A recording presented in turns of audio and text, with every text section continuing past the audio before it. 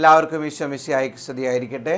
ഈ പുതിയ എപ്പിസോഡിൽ പ്രാർത്ഥിക്കുന്നവർക്ക് ലഭിക്കുന്ന ഒരു പുതിയ കൃപയെക്കുറിച്ച് അച്ഛൻ പറയാണ്. അത് വേറെ ഒന്നുമല്ല, ദൈവിക ശക്തി ലഭിക്കും. പ്രാർത്ഥിക്കുന്നവർക്ക് ലഭിക്കുന്ന വലിയൊരു കൃപയാണ് ദൈവിക ശക്തി. ഈശോയുടെ മുന്നിലിരിക്കുന്നതോറും അവനോട് നമ്മുടെ ഹൃദയത്തിൻ്റെ വികാരങ്ങളും വിചാരങ്ങളും ഒക്കെ പങ്കുവയ്ക്കുന്നതിലൂടെ, അവനോട് സംഭാഷണത്തിൽ ഏർപ്പെടുന്നതിലൂടെ സ്വർഗീയമായ ശക്തി, ദൈവത്തിൻ്റെ ശക്തി നമ്മുടെ ഹൃദയങ്ങളിൽ നിറയുമെന്നുള്ളതാണ്.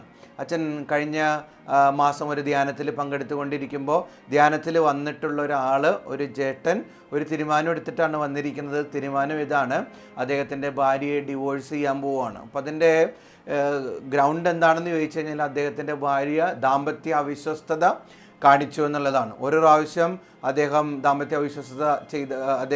ഭാര്യ ദാമ്പത്യ അവിശ്വസ്തതയിൽ ചെയ്തപ്പോൾ അത് പിടികൂടി. രണ്ടാമതും ആദ്യത്തെ പ്രാവശ്യം ക്ഷമ കൊടുത്തു, രണ്ടാമതും അതേ പാപം തന്നെ ആവർത്തിച്ച് കഴിഞ്ഞപ്പോൾ അദ്ദേഹത്തിന് സഹിക്കാൻ പറ്റിയില്ല. അപ്പോൾ അങ്ങനെ അദ്ദേഹം ഡിവോഴ്സ് ചെയ്യാനുള്ളൊരു തീരുമാനം എടുത്തിട്ടാണ് ധ്യാനത്തിന് വന്നിരിക്കുന്നത്. അപ്പം അങ്ങനെ അദ്ദേഹം ഈ ധ്യാനത്തിലൊക്കെ പങ്കെടുത്തു, വചനം കേട്ടു, ഈശോയുടെ മുന്നിലിരുന്ന് ഒരുപാട് നേരം കരഞ്ഞ് പ്രാർത്ഥിച്ചു കഴിഞ്ഞപ്പോൾ ധ്യാനത്തിൻ്റെ അവസാന വിനാഴികകളിൽ ഒന്നിൽ കർത്താവ് ആ മകനെ തൊട്ട് കഴിഞ്ഞപ്പോൾ അദ്ദേഹത്തിനൊരു ആന്തരികമായ ശക്തി കിട്ടി. എന്നിട്ട് അദ്ദേഹം വീട്ടിലേക്ക് പോയി. എന്നിട്ട് പിറ്റേ ആഴ്ച അദ്ദേഹം ധ്യാനത്തിൽ പങ്കെടുക്കാൻ വരുന്നത് ഭാര്യയെയും കൂട്ടിക്കൊണ്ട് വീണ്ടും ആ ദിവസങ്ങളിലെ ധ്യാനങ്ങളിലൊക്കെ പങ്കെടുത്ത് അവസാനത്തെ ദിവസം അച്ഛനെ വ്യക്തിപരമായിട്ട് അവരിരുവരും കണ്ടു. എന്നിട്ട് ആ ചേട്ടൻ എന്നോട് പറഞ്ഞൊരു കാര്യം ഇതാണ്: അച്ഛാ, ഈശോയുടെ നാമത്തിൽ ഞാൻ എൻ്റെ ഭാര്യയോട് ക്ഷമിക്കുന്നു. അച്ഛാ, എൻ്റെ ഉള്ളിൽ ഇപ്പോൾ കർത്താവിൻ്റെ ശക്തി എനിക്ക് ശക്തമായി അനുഭവിച്ചറിയാനായിട്ട് സാധിക്കുന്നുണ്ട്. എൻ്റെ ഭാര്യയെ ഏത് പാപ അവസ്ഥയിലാണെങ്കിലും അവളെ ആ കുറവുകളോടുകൂടെ തന്നെ സ്വീകരിക്കാൻ ഞാൻ തയ്യാറാണ്. എന്നുവെച്ചാൽ ഡിവോഴ്സ് ചെയ്യുക എന്നുള്ള തീരുമാനം തെറ്റായിരുന്നു. എനിക്ക് കുഞ്ഞുങ്ങളുണ്ട്. കുഞ്ഞുങ്ങളെ പ്രതി, എനിക്ക് കർത്താവ് തന്ന ഈ ഭാര്യയെ പ്രതി, മരണം നമ്മെ വേർപെടുത്തും വരെ പിരിയാൻ പാടില്ലെന്നാണല്ലോ നമ്മൾ ഉടമ്പടി എടുത്തിരിക്കുന്നത് അച്ഛാ, അൾത്താരയുടെ മുന്നിൽ നിന്നുകൊണ്ട്. അതുകൊണ്ട് ഞാൻ എൻ്റെ ഭാര്യയെ ഉപേക്ഷിക്കുന്നില്ല. കണ്ടോ.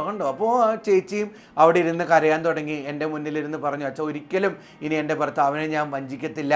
അച്ഛൻ, ഞാൻ ഇനിയും കൂടുതൽ പ്രാർത്ഥനയിൽ ആഴപ്പെട്ട് സ്ഥിരതയോടെ എൻ്റെ ബലഹീനതകളെല്ലാം കർത്താവിലേക്ക് കൊടുത്തുകൊണ്ട് ഞാൻ ഇനി മുന്നോട്ട് പോയിക്കോളാം. കണ്ടോ, അദ്ദേഹത്തിന്, ആ ചേട്ടൻ അങ്ങനൊരു തീരുമാനം എടുക്കാനായിട്ട് പ്രാപ്തനാക്കിയത് എന്താ?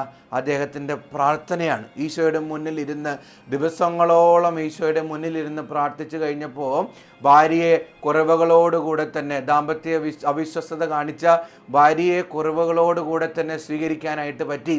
അദ്ദേഹത്തിൻ്റെ കൃപയെ, അദ്ദേഹത്തിൻ്റെ ശക്തിയിൽ ആശ്രയിച്ചാൽ, അദ്ദേഹത്തിൻ്റെ യുക്തിയിൽ ആശ്രയിച്ചാൽ ഒരിക്കലും അങ്ങനെ ഒരു തീരുമാനം എടുക്കാൻ പറ്റത്തില്ല. മറിച്ച് ദൈവത്തിൻ്റെ മുന്നിൽ ഇരുന്ന് കഴിഞ്ഞാൽ, നമ്മൾ പ്രാർത്ഥനാനിരതരായിരിക്കുമ്പോൾ വചനം ശ്രവിക്കുകയും ധ്യാനിക്കുകയും മനനം ചെയ്യുകയും ചെയ്ത് കഴിയുമ്പോൾ അങ്ങനെ ഒരു തീരുമാനമായിട്ട് എടുക്കാനായിട്ട് പറ്റും. Hallelujah, hallelujah, hallelujah, hallelujah. യെശയ്യാ 12:2: ഇതാ ദൈവമാണ് എൻ്റെ രക്ഷ, ഞാൻ അങ്ങയിൽ ആശ്രയിക്കും, ഞാൻ ഭയപ്പെടുകയില്ല. എന്തെന്നാൽ ദൈവമായ കർത്താവ് എൻ്റെ ബലവും എൻ്റെ ഗാനവുമാണ്, അവിടുന്ന് എൻ്റെ രക്ഷയായിരിക്കുന്നു. കണ്ടോ, വചനം പറയുന്നുണ്ട്: ഞാൻ അങ്ങയിൽ ആശ്രയിക്കും, ഞാൻ ഭയപ്പെടുകയില്ല. എൻ്റെ ദൈവമായ കർത്താവ് എൻ്റെ ബലവും എൻ്റെ ഗാനവുമാണ്. നമ്മൾ എപ്പോഴൊക്കെയാണോ കർത്താവിൻ്റെ മുന്നിലിരിക്കുക, നമ്മൾ പ്രാർത്ഥിക്കുക, ആ സമയം കർത്താവ് നമ്മുടെ ബലമായിട്ട് വരും, കർത്താവ് നമ്മുടെ ശക്തിയായിട്ട് വരും. നമുക്ക് ജീവിതത്തിൽ നെഗറ്റീവ് അനുഭവങ്ങൾ വരുമ്പോൾ നമ്മൾ തളർന്നു പോകുന്നുണ്ടെങ്കിൽ അതിനർത്ഥം എന്താണെന്നറിയാമോ? നമുക്ക് പ്രാർത്ഥനക്കുറവുണ്ട്. നമുക്ക് പ്രാർത്ഥനയുണ്ടായിരുന്നെങ്കിൽ ജീവിതത്തിൻ്റെ ഏത് കുരിശുകളും നമുക്ക് ഏറ്റെടുക്കാനായിട്ട് കഴിയും. കാരണം എന്താ? നല്ല പ്രാർത്ഥനയുള്ള വ്യക്തിക്കറിയാം, ഞാൻ ഒറ്റക്കല്ല ഈ കുരിശ് ചുമക്കുന്നത്, എൻ്റെ പിന്നിലൊരാളുണ്ട്, എനിക്ക് ധൈര്യം നൽകുന്ന, എനിക്ക് ശക്തി തരുന്ന, എന്നെ ബലപ്പെടുത്തുന്ന, എന്നെ എന്നും നയിക്കുന്ന ഒരു ശക്തിയുണ്ടെന്ന്.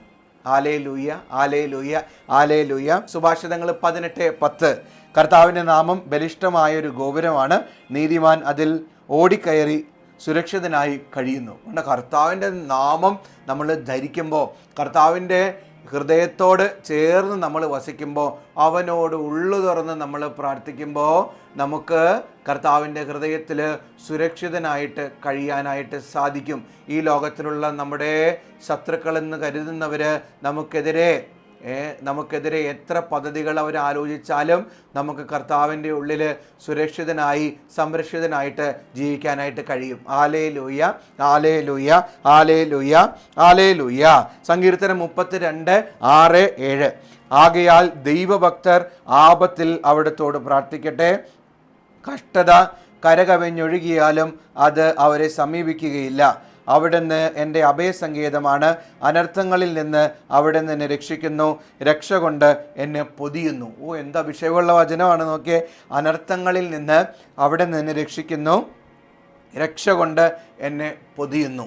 കർത്താവിനോട് നീ ചേർന്ന് നിന്നെ എല്ലാ അപകടങ്ങളിൽ നിന്നും, എല്ലാ തരത്തിലുള്ള ശത്രുവിൻ്റെ കരകവിയുന്ന ഉപദ്രവങ്ങളിൽ നിന്നും, പൈശാചികമായ എല്ലാ പീഡകളിൽ നിന്നും കർത്താവ് നിന്നെ കാത്ത് സംരക്ഷിക്കും. പക്ഷെ ഇതിനൊക്കെ അടിസ്ഥാനപരമായിട്ട് നീ ചെയ്യേണ്ട കാര്യം എന്താണെന്നറിയാമോ?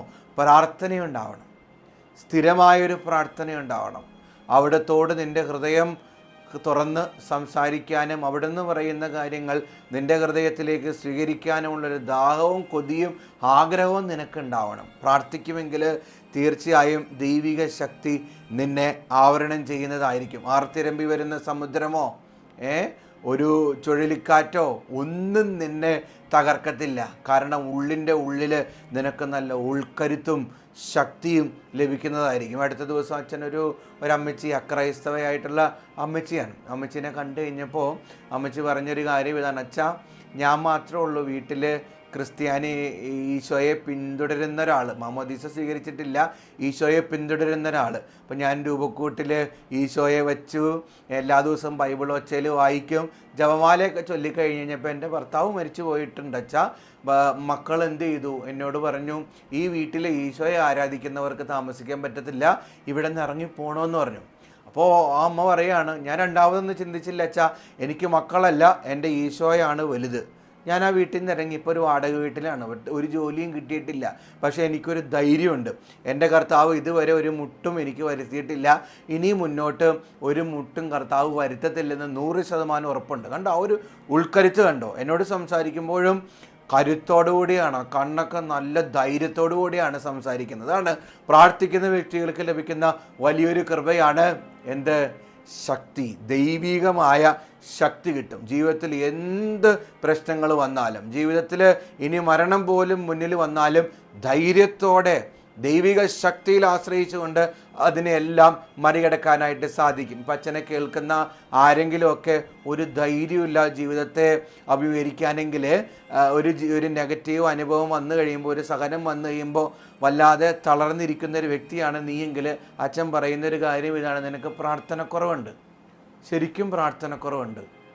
നന്നായിട്ട് പ്രാർത്ഥിക്കുന്ന ഒരാൾക്ക് എന്ത് പ്രശ്നവും നല്ലതുപോലെ യഥാർത്ഥത്തിൽ ജെന്യുവനായിട്ടുള്ളൊരു പ്രെയർ ലൈഫുള്ളൊരു വ്യക്തിക്ക് ജീവിതത്തിൽ എന്ത് നെഗറ്റീവ് അനുഭവങ്ങൾ വന്നാലും അത് മറികടക്കാനായിട്ട് സാധിക്കും.